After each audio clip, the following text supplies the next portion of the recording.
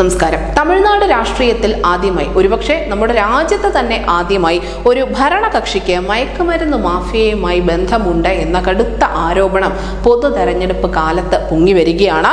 പ്രധാന പ്രതിപക്ഷ പാർട്ടികളായ BJPയും AADMKയുമാണ് DMKക്കെതിരെ ഇത്തരത്തിലുള്ള ഒരു ആരോപണം ഉന്നയിച്ചിരിക്കുന്നത്. നമുക്കറിയാം, സാധാരണ തെരഞ്ഞെടുപ്പ് കാലത്ത് പ്രതിപക്ഷ പാർട്ടികൾ ഭരണപക്ഷ പാർട്ടിക്കെതിരെ നിരവധി ആരോപണങ്ങൾ കൊണ്ടുവരാറുണ്ട്. അത് ഒരു പതിവ് കാഴ്ചയാണ്. അഴിമതിയും പദ്ധതികൾ നടപ്പാക്കുന്നതിലെ കാര്യക്ഷമത ഇല്ലായ്മയും ഒക്കെയാണ് ഇതുവരെയും രാജ്യം അത്തരത്തിൽ കണ്ടിട്ടുള്ളതും. നമുക്ക് തമിഴ്നാടിന്റെ ഒരു ചെറിയ ചരിത്രം കൂടി പരിശോധിക്കേണ്ടതുണ്ട്. കാരണം ഏതൊക്കെ തെരഞ്ഞെടുപ്പ് കാലത്ത് അവിടെ എന്തൊക്കെയായിരുന്നു വിഷയങ്ങൾ പ്രധാനമായും തമിഴകം ചർച്ച ചെയ്തത് എന്നുകൂടി മനസ്സിലാക്കിയെങ്കിൽ മാത്രമേ ഇപ്പോൾ ഉയർന്നു വന്നിരിക്കുന്ന ഈ ആരോപണത്തിന്റെ കാഠിന്യം മനസ്സിലാവൂ. 1967 തെരഞ്ഞെടുപ്പിൽ ഭരണകക്ഷിയായ കോൺഗ്രസിനെതിരെ DMK ഹിന്ദി വിരുദ്ധ സമരമാണ് ആയുധമാക്കിയത്.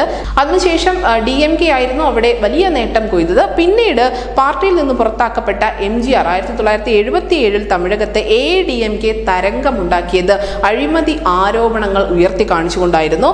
MGRന്റെ മരണശേഷം നടന്ന തെരഞ്ഞെടുപ്പിൽ ജയലളിത രാജീവ് ഗാന്ധിയുടെ കൊലപാതകം രാഷ്ട്രീയ ആയുധമാക്കി 39 സീറ്റുകളും തമിഴകത്ത് നേടിയെടുത്തിട്ടുണ്ട്. അത് എല്ലാ തെരഞ്ഞെടുപ്പുകളിലും ഇങ്ങനെ DMKയും AADMKയും പ്രധാനമായും ആയുധമാക്കാറുള്ളത് അഴിമതി തന്നെയാണ്. പ്രത്യേകിച്ചും 2000-നൊക്കെ ശേഷം അവിടെ അഴിമതിയുടെ ഒരു കൂത്തരങ്ങ് തന്നെയായിരുന്നു. അതുകൊണ്ട് തന്നെ ഇരു പാർട്ടികൾക്കും അഴിമതി കഥകൾ പരസ്പരം ആരോപിക്കുന്നതിൽ ഒരു പഞ്ഞവും ഉണ്ടായിരുന്നില്ല. പക്ഷേ ഇപ്പോഴാണ് അവിടെ DMK ഈ മയക്കുമരുന്ന് മാഫിയയുമായി ബന്ധപ്പെടുത്തിക്കൊണ്ടുള്ള ചില ആരോപണങ്ങൾ ഉയരുന്നത്. പ്രത്യേകിച്ചും ദില്ലിയിൽ നിന്നും അടുത്തിടെ നടന്ന മയക്കുമരുന്ന് വേട്ട, അതിൽ പിടിയിലായ DMKയുടെ പ്രധാനപ്പെട്ട ഒരു പ്രവർത്തകൻ ജാഫർ സാദിഖ്. ഈ ജാഫർ സാദിഖിനെ നർക്കോട്ടിക്സ് കൺട്രോൾ ബ്യൂറോയും അതിനോടൊപ്പം ദില്ലി പോലീസിന്റെ പ്രത്യേക സെല്ലും ചേർന്നാണ് അറസ്റ്റ് ചെയ്തത്. ആ അറസ്റ്റിന് ശേഷം തമിഴ്നാട്ടിലെ രാഷ്ട്രീയം അപ്പാടെ തകിടം മറിയുകയായിരുന്നു.